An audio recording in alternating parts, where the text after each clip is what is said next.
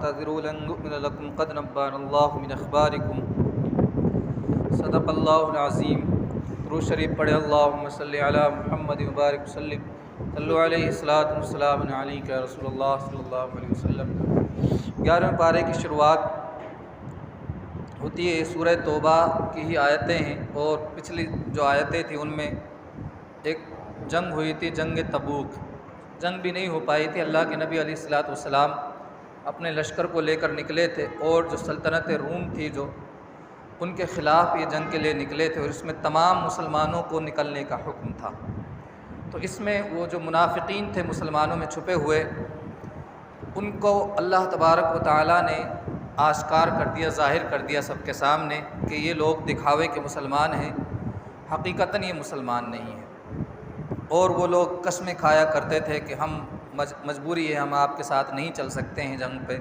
اس طرح کی باتیں وہ عذر پیش کیا کرتے تھے، بہانے بنایا کرتے تھے۔ اس کو اللہ تبارک و تعالیٰ نے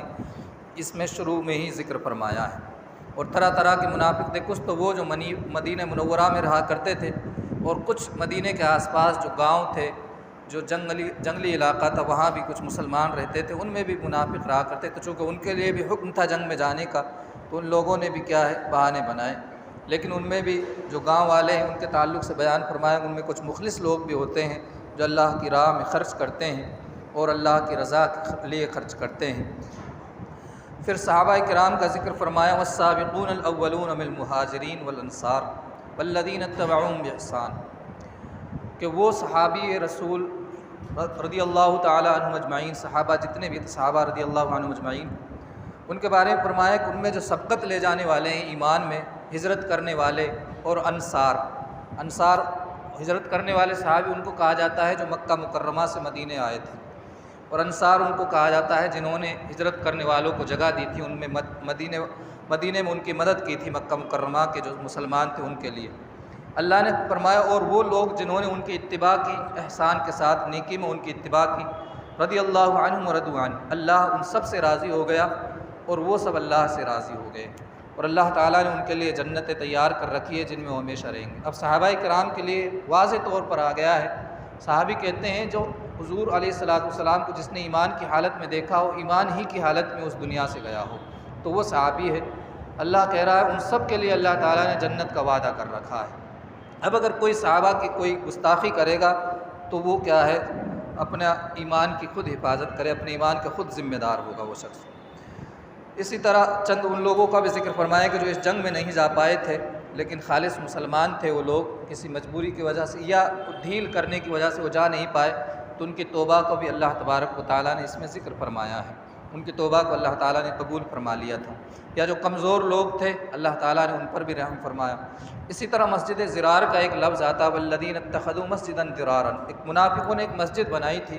اور اس مسجد کو بنانے کا ان کا مقصد یہ تھا کہ مسلمانوں کے خلاف اس مسجدوں میں سازشیں کی جائیں، مسلمانوں کے خلاف میٹنگیں کی جائیں، تو اللہ تعالیٰ نے اس کو مسجد ضرار کہا ہے۔ ضرار کا مطلب ہوتا ہے تکلیف دہ چیز، تو وہ تکلیف کے لیے تھی، مسلمانوں کی تکلیف کے لیے۔ بعد میں اللہ کے نبی علیہ الصلاۃ والسلام جب وہاں سے آئے تھے جنگ تبوک سے، جس میں جنگ ہو بھی نہیں پائی تھی لڑائی، لیکن وہ جنگ کے لیے گئے تو تھے، تو اللہ کے نبی علیہ السلام نے اس مسجد کو بھی گروا دیا تھا، کیونکہ وہ مسجد جو بنائی گئی تھی وہ مسلمانوں کے خلاف بنائی گئی تھی، مسلمانوں کو نقصان پہنچانے کے لیے بنائی گئی تھی۔ تو ایسی کوئی مسجد اگر ہو کسی بھی طرح کی سازش کے تحت جو بنائی جائے، تو اسلامی حکومت کے لیے آزادی ہوتی ہے کہ اس کو گرایا بھی جا سکتا ہے۔ اللہ کے نبی علیہ الصلاۃ والسلام نے یہی کام کیا تھا، لیکن اس کے برخلاف وہ کہا کرتے تھے، ویسے منافق تھے، کہتے تھے ہماری مسجدوں میں آ جاؤ، اللہ کے نبی سے کہتے تھے کہ ہماری مسجد میں آپ نماز پڑھ لیں، ہماری تو نیت صحیح تھی، ہم نے تو اچھی نیت سے بنائی، لیکن اللہ تعالیٰ نے ان کو کیا ہے، ان کے دل کے حالات کو واضح کر دیا۔ پھر مومنین کا ذکر فرمایا، ان اللہ اشترى من المؤمنین وانفسهم واموالهم بان لهم الجنہ، کہ مومنین میں سے کچھ لوگ وہ ہیں کہ جن کو اللہ تبارک و تعالیٰ نے جن کی جان اور مال کو خرید لیا ہے جنت کے بدلے میں، یعنی اپنی جان و مال کی فکر نہیں کرتے ہیں، وہ اللہ تعالیٰ کے لیے اپنے جان و مال سے بازی لگا دیتے ہیں اللہ کے دین کے خاطر، اور اللہ تعالیٰ نے ان کے بدلے میں جنت دے رکھی ہے ان کو۔ اور مومنین کی صفات یہ ہے کہ یقاتلون فی سبیل اللہ، اللہ کے راستے میں وہ لڑتے ہیں، فیقتلون ویقتلون، قتل بھی کرتے ہیں اور خود بھی قتل ہوتے ہیں، شہید بھی ہوتے ہیں اور دوسروں کو بھی خوب قتل کرتے ہیں، اور اللہ تعالیٰ نے ان سے سچا وعدہ کر رکھا ہے، توریت میں، انجیل میں، قرآن میں، یعنی ایسے لوگوں سے سچا وعدہ کر رکھا ہے جنت کا۔ تو یہ ہے۔ پھر ان کے بارے میں اللہ تعالیٰ نے بیان فرمایا من اوفی بعہدہ من اللہ فاستبشروا ببیعکم الذی بایعتم بہ، اللہ تعالیٰ سے زیادہ اپنے وعدے کو پورا کرنے والا کون ہوگا، تو خوش ہو جاؤ اس بیع پر جو تم نے اللہ تعالیٰ سے کی ہے، جس کے بارے میں وذالک الفوز العظیم، یہی عظیم کامیابی ہے۔ یعنی اللہ تعالیٰ کے دین کے خاطر اپنے مال و جان کو لٹا دینا یہ عظیم کامیابی ہے۔ اور ان لوگوں کی پہچان اللہ تعالیٰ نے بیان فرمائی التائبون العابدون الحامدون الساحون، ان کی پہچان ہے کہ توبہ کرنے والے ہیں، عبادت کرنے والے ہیں، اللہ کی خوب حمد کرنے والے ہیں، الساحون صحت کرنے والے ہیں یعنی روزہ رکھنے والے ہیں، یہ بھی مطلب ہو سکتا ہے، الراکعون اور رکوع کرنے والے ہیں، سجدہ کرنے والے ہیں، نیکی کا حکم دینے والے ہیں، برائیوں سے روکنے والے ہیں، اور والحافظون لحدود اللہ، جو اللہ کی حدود ہیں ان کی حفاظت کرنے والے ہیں۔ یعنی کچھ چیزیں اللہ نے حرام کی ہیں، ان حرام کردہ چیزوں کے کیا ہے پاس بھی نہیں جاتے ہیں، حفاظت کرتے ہیں، یا اسلامی جو حکومت ہوتی ہے اس کی حدوں کی حفاظت کرنے والے ہیں۔ پھر آگے اللہ تعالیٰ نے یہ بھی بیان فرمایا ما کان للنبی والذین آمنوا ان یستغفروا للمشرکین ولو کانوا اولی القربی من بعد ما تبین لهم انهم اصحاب الجحیم، کہ مومنین کے لیے اور نبی علیہ السلام اور مومنین کے لیے یہ روا نہیں ہے، جائز نہیں ہے کہ وہ ان کے لیے استغفار کریں جو شرک کی حالت میں اس دنیا سے چلے گئے ہیں۔ یعنی کوئی کفر کی حالت میں چلا گیا تو اس کے لیے دعائے مغفرت نہیں کی جا سکتی، اس کے لیے اللہ تعالیٰ نے منع کر دیا ہے۔ اور حضرت ابراہیم علیہ السلام کے تعلق سے بیان فرمایا کہ ان کے جو باپ تھے یعنی آزر، تو ان کے تعلق سے بھی انہوں نے جب دعا کی تھی تو ایک وعدے کے تحت کی تھی، بعد میں جب ان پر واضح ہو گیا کہ یہ ایمان لانے والے نہیں ہیں تو اس سے وہ بری ہو گئے تھے۔ ہاں کہ کوئی انجانے میں کر چکا تھا، اللہ کہہ رہا ہے کہ وہ لوگ جو یہ حکم نہیں آیا تھا پہلے کسی نے دعا کی ہے تو وہ معاف ہے۔ پھر اسی طرح اللہ تبارک و تعالیٰ نے پھر صحابہ کرام کی تعریف فرمائی لقد تاب اللہ علی النبی والمہاجرین والانصار الذین اتبعوہم فی ساعۃ العسرۃ من بعد ما کاد یزیغ قلوب فریق منہم ثم تاب علیہم، یعنی ان صحابہ کرام کی تعریف فرمائی کہ ہجرت کرنے والے ہیں، انصار ہیں، اور وہ لوگ جنہوں نے مشکل حالات میں نبی پاک علیہ السلام کی کیا ہے پیروی کی ہے، اللہ تعالیٰ نے ان پر رحم فرمایا، ان کی توبہ کو قبول فرمایا ہے۔ پھر اللہ تعالیٰ نے ایک آیت فرمائی یا ایھا الذین آمنوا اتقوا اللہ وکونوا مع الصادقین، ایمان والو اللہ تعالیٰ کا تقوی اختیار کرو، اللہ تعالیٰ سے ڈرو اور سچوں کے ساتھ چمٹے رہو اور سچوں کے ساتھ رہو۔ یعنی جہاں بھی سچوں سے مراد ہے نیک لوگ جو اللہ تعالیٰ کی شریعت پر عمل کرنے والے ہیں، وہ لوگ ان کو سچا کہتا ہے قرآن۔ ان کے صحبت کو اختیار کرو، کیونکہ جو لوگ جس طرح کی سنگت کو اختیار کرتا ہے اس کے اندر اسی طرح کی عادتیں آتی ہیں۔ نیک لوگوں کی صحبت میں رہیں گے تو نیک عادتیں آئیں گی، بروں کی صحبت میں رہیں گے تو بری عادتیں آئیں گی، ظاہر سی بات ہے۔ اللہ تعالیٰ نیک لوگوں کے بارے میں کہہ رہا ہے کہ نیک لوگوں کے پاس رہو، اور نیکوں کی پہچان یہ ہے کہ جس کو دیکھ کر خدا یاد آ جائے، وہ ہوتا ہے نیک انسان۔ خدا یاد آ جائے مطلب کیا ہے کہ وہ اللہ کا اتنا ذکر کرتا ہو کہ لوگ دیکھتے ہی اللہ تعالیٰ کو یاد کرنے لگ جائے، یا جس کے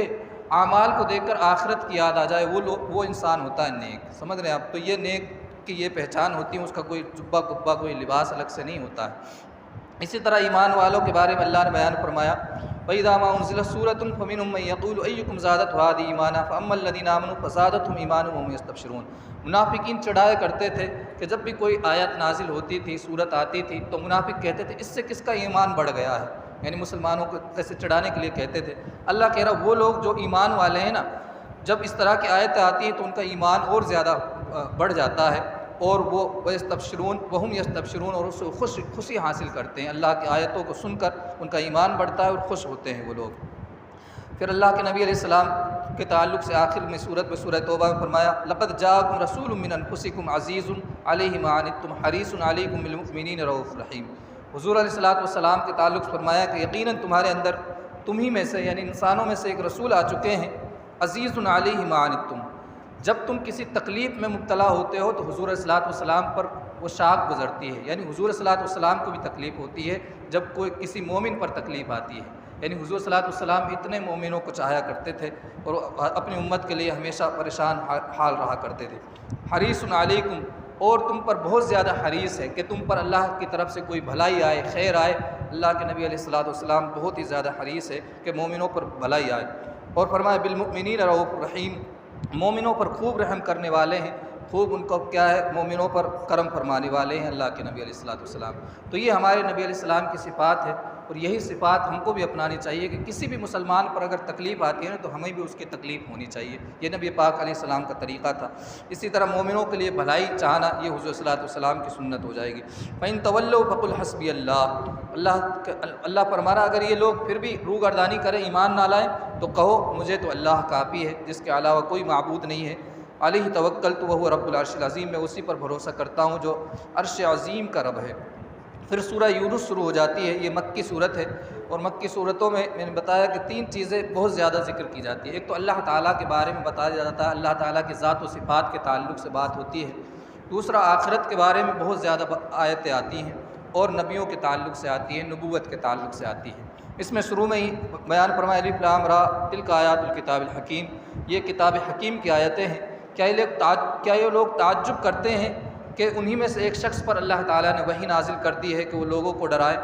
اور وہ خوشخبری دے ایمان والوں کے لیے، یعنی حضور صلی اللہ علیہ وسلم کے تعلق سے وہ تعجب کیا کرتے تھے جب مکہ مکرمہ میں کہ ان پہ کیسے وحی آ سکتی ہے، ان کے پاس مال و دولت بھی نہیں ہے، اس طرح کی باتیں کیا کرتے تھے۔ پھر اللہ تعالیٰ نے اپنی قدرتوں کو ذکر فرمایا کہ 6 دن کے اندر اللہ تعالیٰ نے زمین و آسمان کو پیدا کیا، پھر استوا فرمایا عرش پر، اور یدبر الامر، اور پورے مدبر الامر ہے، یعنی پورے معاملات کا بھی انتظام اللہ تعالیٰ ہی کرتا ہے۔ دنیا میں جو بھی کچھ ہوتا ہے سب کو تدبیر اللہ تعالیٰ کرتا ہے، کس طرح ہونا ہے یہ اللہ تعالیٰ کے حکم سے ہوتا ہے۔ فرمایا ما من شفیع الا من بعد اذنہ، اس کی بارگاہ میں کوئی بھی سفارش نہیں کر سکتا ہے، شفاعت نہیں کر سکتا ہے مگر اس کی اجازت سے، اللہ کی اجازت کے بغیر کوئی سفارش بھی نہیں کر سکتا ہے۔ اسی طرح اس صفحے کے آخر میں بیان فرمایا اسی طرح زمین و آسمان، سورج چاند، ان تمام میں غور و فکر کرنے کا حکم دیا اللہ تعالیٰ نے کہ جو نظام چل رہا ہے اس میں غور و فکر کرو اور اللہ تعالیٰ تک پہنچو۔ فرمایا ان فی اختلاف اللیل والنہار وما خلق اللہ فی السماوات والارض لآیات لقوم یتقون، بے شک رات اور دن کو بدلنے میں اور زمین و آسمان کی پیدائش میں ضرور نشانی ہے اس قوم کے لیے جو تقوی اختیار کرتے ہیں، جو اللہ سے ڈرتے ہیں، ان میں نشانیاں موجود ہے اللہ تعالیٰ کی۔ یعنی ہم غور کریں گے تو ہم اللہ تعالیٰ تک پہنچ سکتے ہیں۔ ہم سوچیں گے کہ یار زمین و آسمان، پورا دنیا، اور پھر جو آسمان جس کے اندر کوئی کھم بھی نہیں ہے کس طرح ٹکا ہوا ہے، اللہ تعالیٰ کی قدرت تک انسان پہنچے گا۔ لیکن اللہ نے فرمایا ان الذین لا یرجون لقاءنا ورضوا بالحیات الدنیا واطمأنوا بها والذین هم عن آیاتنا غافلون، یعنی وہ لوگ غفلت برتتے ہیں ان چیزوں سے جو اللہ تعالیٰ سے ملاقات کی امید نہیں رکھتے ہیں، اللہ تعالیٰ سے ملاقات یعنی آخرت کو جو نہیں مانتے نا، اور دنیا کی زندگی میں ہی وہ کیا ہے خوش رہتے ہیں، تو ایسی چیزوں پر وہ غور و فکر بھی نہیں کرتے ہیں، اور ان کا ٹھکانہ جہنم ہے۔ اور پھر ایمان والوں کا ذکر فرمایا کہ وہ تو جنت میں رہیں گے، اور ان کا سلام جو ہوگا آخرت میں جنت کے اندر یہی سلام ہوگا جو دنیا میں ہم ایک دوسرے سے سلام کرتے ہیں، اور اللہ تعالیٰ کی تعریف وہ جنت میں کیا کریں گے۔ پھر ایسے لوگوں کا ذکر فرمایا کہ جب ان پر کوئی مصیبت آتی ہے تو وہ بڑی لمبی چوڑی دعائیں کرتے ہیں، اور جب مصیبت دور ہو جاتی ہے تو پھر اللہ تعالیٰ سے ایسے ہو جاتے ہیں جیسے اللہ سے کوئی تعلق ہی نہیں ہے۔ یعنی ہم اور آپ کو اس طرح بھی نہیں ہونا چاہیے کہ مصیبت آئے تو ہم اللہ کو یاد کریں اور خوشی میں اللہ کو بھول جائیں۔ اسی طرح فرمایا وَإِذَا تُتْلَىٰ عَلَيْهِمْ آيَاتُنَا بَيِّنَاتٍ، جب ان پر ہماری آیتیں تلاوت کی جاتی ہیں تو وہ لوگ جو اللہ کے ملنے کی امید نہیں رکھتے یعنی کافر، وہ کہتے ہیں ائْتِ بِقُرْآنٍ غَيْرِ هَٰذَا وَبَدِّلْ، حضور سے کہتے ہیں کہ یا اس قرآن کو بدل کے لے آؤ، یہ قرآن تو بڑا سخت ہے، اس کے جگہ پر کوئی دوسرے قرآن لے آؤ۔ یعنی وہ کیا حضور صلی اللہ علیہ وسلم سے کہتے ہیں کہ اس کو ہم نہیں اپنا سکتے، اس میں تو ہمارے دیوتا ہیں، جو ہمارے بت ہیں، ان کے خلاف باتیں ہو رہی ہیں۔ اللہ کے نبی علیہ الصلوۃ والسلام نے فرمایا کہ میں اس کا اختیار ہی نہیں رکھتا ہوں کہ قرآن کو بدل دوں، کیونکہ میں اپنی طرف سے تھوڑی یہ باتیں کر رہا ہوں، اللہ تعالیٰ نے مجھے دی ہے، میں تو اللہ تعالیٰ کی وحی کی اتباع کرتا ہوں۔ اور پھر حضور صلی اللہ علیہ وسلم پر الزام لگایا کرتے تھے تو حضور نے یہ خود گڑھ لیا ہے، تو اللہ تعالیٰ نے بیان فرمایا کہ ان سے کہو کہ میں تو تمہارے اندر ایک لمبی زندگی گزار چکا ہوں، مجھے 40 سال ہو چکے ہیں تقریباً تمہارے اندر رہتے ہوئے، کبھی کوئی میں نے کتاب نہیں لکھی، کوئی شاعری نہیں لکھی، میں کس طرح سے اس طرح کی کتاب لکھ سکتا ہوں؟ یعنی یہ تو اللہ تعالیٰ ہی کا کلام ہے۔ حضور صلی اللہ علیہ وسلم کا معجزہ تھا، کوئی حضور کوئی یونیورسٹی میں کسی میں نہیں پڑھے تھے، کوئی حضور صلی اللہ علیہ وسلم نے پہلے کتابیں نہیں لکھی تھی، کوئی شاعری نہیں کی تھی، اور فوراً اس طرح کا کلام کر دینا یہ کیا ہے؟ اللہ تعالیٰ ہی کا کلام ہو سکتا ہے، حضور صلی اللہ علیہ وسلم کا خود کا کلام نہیں ہو سکتا، یہ اللہ تعالیٰ دلیل دے رہا ہے۔ اسی طرح اللہ تبارک و تعالیٰ نے اس دنیا کی مثال بیان فرمائی کہ یہ دنیا کہ اس میں سرز و سادابی ہوتی ہے، کھیت ہرے بھرے ہوتے ہیں، پھر کبھی کبھی ایسا ہوتا ہے کہ اللہ تعالیٰ ان کو تمام کو ختم کر دیتا ہے، یعنی کھیتوں کو اجاڑ دیتا ہے اور انسان دیکھتا رہ جاتا ہے۔ اسی طرح یہ مثال ہے ان لوگوں کی کہ جو دنیا میں خوب عیش و آرام کر رہے ہیں، دنیا تو ان کی اچھی گزر رہی ہے، لیکن آخرت میں ان کے پاس کوئی عمل نہیں ہوگا، اعمال ان کے کیا ہے برباد ہو جائیں گے۔ پھر اللہ تبارک تعالیٰ نے نیک لوگوں کو بیان فرمایا للذین احسنوا الحسنى وزیادہ، لیکن وہ لوگ جنہوں نے نیک کام کیا تو ان کو اور زیادہ دیا جائے گا، ان کے نیکی کا بدلہ بڑا چڑھا کر دیا جائے گا، اور آخرت میں ان کے چہرے پر کسی بھی طرح کی کوئی تھکاوٹ نہیں ہوگی، کوئی شکن نہیں ہوگی، اور اولئک اصحاب الجنہ، یہ جنتی ہوں گے اور اس میں ہمیشہ رہیں گے۔ لیکن ان کے برخلاف جو جہنمی ہوں گے تو ان کے چہرے پر ذلت چھائی ہوئی ہوگی اور وہ دوزخ میں ہمیشہ رہیں گے۔ پھر اسی طرح اللہ تعالیٰ بیان فرماتا ہے، یعنی دنیا میں ان کے بارے میں بیان فرماتا ہے جو دنیا میں اللہ کو چھوڑ کر کسی اور کو معبود بنا لیا تھا جنہوں نے، چاہے وہ نیک لوگ ہی کیوں نہ ہو، چاہے حضرت عیسیٰ علیہ السلام و دیگر کوئی اللہ کے نبی کوئی بھی ہو، اللہ کے نبی کوئی اللہ کا ولی کوئی بھی ہوگا تو اللہ تعالیٰ اس کو بھی کھڑا کر دے گا، ان کو بھی جو عبادت کیا کرتے تھے۔ اللہ تعالیٰ کہے گا ان سے وَيَوْمَ نَحْشُرُهُمْ جَمِيعًا ثُمَّ نَقُولُ لِلَّذِينَ أَشْرَكُوا مَكَانَكُمْ أَنْتُمْ شُرَكَاؤُكُمْ فَزَيَّلْنَا بَيْنَهُمْ وَقَالَ شُرَكَاؤُهُمْ مَا كُنتُمْ إِيَّانَا تَعْبُدُونَ، یعنی ان سے کہے گا جن کی عبادت کی جاتی تھی کہ تم نے ان کو عبادت کا حکم دیا تھا، تو وہ کہیں گے کہ ہمیں تو پتہ بھی نہیں تھا یہ ہماری عبادت کرتے تھے، یعنی ہم نے تو ان کو عبادت کا حکم نہیں دیا تھا، تو یہ کیا ہے انکار کر دیں گے وہ لوگ جن کی عبادت کی جاتی تھی۔ یہ تو ان کے بارے میں ہے جو لوگ نیک لوگ تھے، باقی بہت سارے بت تو ایسے ہیں کہ بنا لیے ہیں لوگوں نے، ان کا خیالات ہی خیال ہے کہ ذہن کی بس خیالات ہیں ان کے، حقیقت میں وہ لوگ بھی نہیں تھے کہ نہیں، اللہ تعالیٰ بہتر جانتا ہے۔ پھر کفار مکہ کے تعلق سے بیان فرمایا کہ جب ان سے پوچھا جاتا تھا کہ زمین و آسمان میں رزق کون دیتا ہے، یا زمین یا سمع اَمَّن یملک السمع والابصار، اور سماعت بصارت یعنی تمہیں دیکھنے کی قوت اور سننے کی قوت، اس کا مالک کون ہے، یا مردوں کو زندہ کون کرتا ہے، یا زندے سے مردہ کون نکالتا ہے، اور مردے سے زندہ کون نکالتا ہے، یعنی دونوں طرح سے جیسا میں نے بتایا کہ اللہ تعالیٰ کی شان یہ ہے کہ وہ مردے سے زندے کو نکالتا ہے اور زندے سے مردوں کو نکالتا ہے۔ تو وہ کہتے تھے کہ اللہ تعالیٰ ہی یہ کام کرتا ہے، یعنی اللہ کو مانتے تھے، ساتھ میں عبادت کے لائق دوسروں خداؤں کو بھی مانا کرتے تھے، اس طرح نہیں ہونا چاہیے۔ تو اللہ تعالیٰ نے کہا کہ جب تمام کام اللہ تعالیٰ کر رہا ہے تو ان کی کیوں عبادت کرنی ہے؟ یہ ایک عقلی بات بھی ہے کہ انسان جس کے خود بناتا ہے پتھروں کا، اس کی عبادت کس طرح سے کی جا سکتی ہے۔ پھر اللہ تعالیٰ نے قرآن کے تعلق سے جو چیلنج ہے اس کو بھی ذکر فرمایا کہ اگر تم یہ کہتے ہو کہ اس نے نبی نے بنا لیا ہے، اس نے تو عربی تو تم بھی جانتے ہو، تمہارے اندر کوئی بڑے بڑے شاعر بھی ہیں، تم بھی اس طرح کی کوئی ایک صورت ہی بنا کے لے آؤ۔ اللہ کہتا قل فأتوا بصورۃ مثلہ، ایک صورت اس جیسی قرآن جیسی لے آؤ، وادعوا من استطعتم من دون اللہ، اور جتنا تم سے ہو سکتا ہے اللہ کے علاوہ ان سب کو بلا لو اگر تم سچے ہو۔ یہ چیلنج پہلے قرآن مجید میں سورہ بقرہ میں بھی آ چکا ہے اور بار بار یہ چیلنج دیا تھا، لیکن وہ لوگ کیا ہے لڑنے کے لیے تیار ہو جاتے تھے۔ اگر حضور علیہ السلام کے صحابہ کرام سے لڑنے کے لیے تیار ہو جاتے، لیکن اس چیلنج کو پورا کرنے کے لیے وہ کبھی بھی تیار نہیں ہوتے تھے، کیونکہ وہ جانتے تھے کہ اللہ کا کلام ہے، ہم اس کا مقابلہ نہیں کر سکتے ہیں۔ اسی طرح اللہ تعالیٰ نے بیان فرمایا وَلِكُلِّ أُمَّةٍ رسول،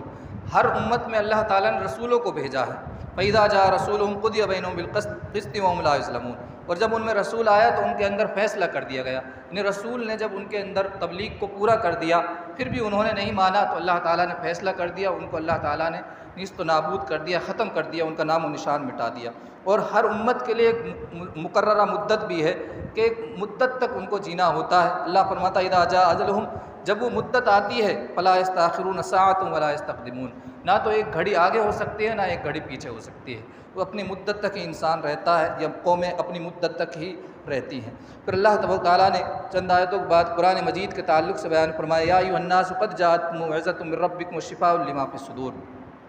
اے لوگو تمہارے پاس اللہ تعالیٰ کی طرف سے، تمہارے رب کی طرف سے نصیحت آ چکی ہے، یعنی قرآن اس میں نصیحتیں ہیں، وشفاء لما فی الصدور، اور تمہارے دلوں کے اندر جو ہے نا اس میں شفا موجود ہے قرآن کے اندر، یعنی دلوں کی جو بیماری ہے نا قرآن اس بیماری کو دور کرتا ہے، تکبر ہے، غرور ہے، اسی طرح دغا بازی ہے، جو ریاکاری ہے، یہ تمام دلوں کی بیماریاں ایک الگ ہی بیماری ہوتی ہے، عجب ہے یعنی خود پسندی ہے،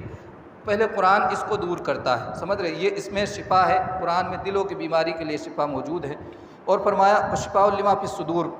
جب دلوں کی بیماری ہو جاتی ہے وہدی ورحمۃ للمؤمنین، تب یہ ہدایت اور رحمت ہوتی ہے مومنین کے لیے، یعنی جس کا دل کی بیماری ختم ہو گئی نا، یہ چیزیں ختم ہو گئی، تکبر وغیرہ، ایک عقل آ گئی تو انسان پھر ضرور اس پر ایمان لاتا ہے، اور اللہ کہتا ہے یہ اللہ کا بڑا فضل ہے اور اللہ کی تعالیٰ سے رحمت ہے، اور اس رحمت پر تمہیں خوب خوش ہونا چاہیے، قرآن جو اللہ تعالیٰ نے تمہیں عظیم نعمت دی ہے اس پر خوش ہونا چاہیے تمہیں۔ اسی طرح اللہ تعالیٰ نے بیان فرمایا کہ وما تکون فی شأن وما تتلو منہ من قرآن ولا تعملون من عمل الا كنا علیکم شہودا اذ تفیضون فیہ. مطلب اس کا یہ ہے کہ جس حالت میں بھی تم رہتے ہو، یہ قرآن پڑھتے ہو، خصوصاً یہ نبی علیہ السلام اور تمام لوگوں کے لیے کہا جا رہا ہے ولا تعملون من عمل، اور جو بھی تم عمل کرتے ہو اللہ کہہ رہا ہم اس پر گواہ ہوتے ہیں، یعنی ہم اس پر موجود ہوتے ہیں، ہمیں معلوم ہوتا ہے تم کس نیت سے کر رہے ہو کس سے نہیں کر رہے ہو. پھر اللہ نے بیان فرمایا آگے الا ان اولیاء اللہ لا خوف علیہم ولا هم يحزنون، کہ اللہ کے جو نیک بندے ہوتے ہیں، اللہ کے ولی ہوتے ہیں، نہ ان پر کوئی خوف ہوتا ہے نہ وہ غمگین ہوتے ہیں. اور اللہ کے نیک بندے وہ ہوتے ہیں الذین آمنوا وکانوا یتقون، ایمان والے اور ساتھ میں تقوی اختیار کرنے والے. اللہ کہتا ہے لہم البشریٰ فی الحیات الدنیا وفی الآخرہ، ان کے لیے خوشخبری ہے دنیا کی زندگی میں بھی اور آخرت کی زندگی میں بھی، اور اللہ کی باتیں بدلتی نہیں ہیں. پھر اللہ تعالیٰ نے حضرت نوح علیہ السلام کا مختصر سا ذکر فرمایا کہ حضرت نوح علیہ السلام نے جب ان کے لیے دعوت دی تو وہ لوگ پھر نہیں مانے، تو حضرت نوح نے کہا کہ جو بھی تم سے بن پڑ سکتا ہے تم کر لو، اور میرا جو بھی کچھ کر سکتے ہو کر کے دکھا لو، اور مجھے بالکل بھی مہلت نہ دو. اگر پھر بھی نہیں مانتے ہو تو میں تم سے کوئی اجرت تو مانگتا نہیں ہوں، کوئی روپے پیسے تم سے مانگتا نہیں ہوں. پھر حضرت موسیٰ علیہ السلام کے تعلق سے مختصراً قصہ ذکر فرمایا کہ حضرت موسیٰ کو فرعون اور اس کی قوم کی طرف بھیجا گیا، جادوگروں نے سب ایمان لائے، یہ پہلے بھی یہ چیز آ چکی ہے. اور پھر کم ہی لوگ حضرت موسیٰ علیہ السلام پر فرعون کی قوم سے ایمان لائے تھے. اور اللہ تعالیٰ سے حضرت موسیٰ نے ایک دعا کی تھی، وہ بہت انتہائی دعا تھی. انہوں نے دعا کی تھی ربنا اطمس علی اموالہم واشدد علی قلوبہم، اے میرے رب ان کے مالوں کو ختم کر دے اور ان کے دلوں کو سخت کر دے، اور وہ ہرگز ایمان نہ لائے جب تک کہ وہ کیا ہے تیرے عذاب کو نہ دیکھ لے. یعنی حضرت موسیٰ علیہ السلام اتنے ان سے پریشان ہو گئے کہ ان کے خلاف حضرت موسیٰ نے دعا کر لی تھی. ہوا بھی یہی کہ جب فرعون ڈوبنے لگ گیا، جب فرعون نے ان کا پیچھا کیا تھا حضرت موسیٰ علیہ السلام اور ان کی قوم کا، تو جب وہ ڈوبنے لگ گیا تو اس نے کہا حتی اذا ادرک الغرق قال آمنت انہ لا الہ الا الذی آمنت بہ بنو اسرائیل وانا من المسلمین. ڈوبنے لگ گیا تو اس نے کہا اب میں ایمان لاتا ہوں اس پر جس پر بنی اسرائیل جس خدا پر ایمان رکھتے تھے، یعنی جب حضرت موسیٰ علیہ السلام جس پر خود ایمان رکھتے تھے. اللہ نے کہا اب ایمان لانے سے کیا فائدہ، تم نے تو اپنی پوری زندگی نافرمانی میں گزار دی ہے، اب تو کوئی فائدہ نہیں ہوگا. اور اللہ نے کہا فالیوم ننجیک ببدنک، ہم تمہارے بدن کو کیا ہے صحیح سلامت رکھیں گے، تمہارے بدن کو صحیح سلامت رکھیں گے تاکہ تم سے جو بعد میں آنے والے لوگ ہیں ان کے لیے تم نشانی بن جاؤ. یعنی فرعون کے بدن کو اللہ تعالیٰ نے دیکھو قرآن میں ذکر فرمایا ہے. اور قرآن کی حقانیت یہ ہے کہ جب یہ قرآن نازل ہوا تھا نا اس وقت یہ فرعون کا جسم ملا نہیں تھا مصر کے اندر، اس کے بعد میں ابھی اس کو تو 200-250 سال ہوا ہے جب یہ فرعون کا جسم ملا تھا. لیکن قرآن نے پہلے کہہ دیا کہ ہم تمہارے جسم کو کیا ہے حفاظت کریں گے تاکہ لوگوں کے لیے عبرت بن جائے. یہ بعد میں سمندر میں پایا گیا تھا، جس سمندر میں یہ غرق ہوا تھا، جس ندی جس میں یہ ڈوبا تھا تو اس میں یہ صحیح سلامت اس کا کیا ہے جسم ملا تھا. یہ قرآن کی حقانیت کی دلیل ہے. اللہ تعالیٰ نے یہ پہلے ہی کہہ دیا تھا کہ ہم تمہارے جسم کو کیا ہے صحیح سلامت رکھیں گے. آخر میں چند آیات وَإِن يَمْسَسْكَ اللَّهُ بِضُرٍّ فَلَا كَاشِفَ لَهُ إِلَّا هُوَ، اگر تم کو کوئی تکلیف پہنچتی ہے اللہ کی طرف سے تو اس کو کوئی دور نہیں کر سکتا ہے مگر اللہ ہی کر سکتا ہے. اور اگر تمہیں کوئی بھلائی پہنچے تو اس فلا راد لفضلہ، اللہ کے فضل کو کوئی لوٹا بھی نہیں سکتا ہے. یعنی تکلیف بھلائی یہ سب اللہ تعالیٰ کی طرف سے آتی ہے. کوئی چیز ذریعہ ضرور ہو سکتی ہے، لیکن مثال کے طور پر اگر کسی کو کوئی بیماری ہوئی تو ڈاکٹر یا دوائی ذریعہ ہوں گے، لیکن اس بیماری کو دور کرنے والی ذات ہے جو اللہ تعالیٰ ہے. اسی طرح کوئی فضل پہنچتا ہے تو اللہ تعالیٰ کی طرف سے پہنچتا ہے. حدیث اس تعلق سے سن لی، اللہ کے نبی علیہ السلام نے فرمایا کہ تمام لوگ جنات انسان ہر چیز اس بات پہ جمع ہو جائے کہ تمہیں کوئی تکلیف پہنچانے پہ آ جائے تو وہ کچھ بھی تکلیف نہیں پہنچا سکتے مگر اتنا ہی جتنا اللہ نے چاہے. اور تمام انسان و جنات جمع ہو جائے تمہیں کوئی بھلائی پہنچانا چاہے تو نہیں پہنچا سکتے مگر اتنا ہی جتنا اللہ تعالیٰ چاہتا ہے. تو اللہ پر ہم اور آپ کو اس طرح کا یقین رکھنا چاہیے. اللہ کی بارگاہ میں دعا ہے کہ ہمیں عمل کی توفیق عطا فرمائے.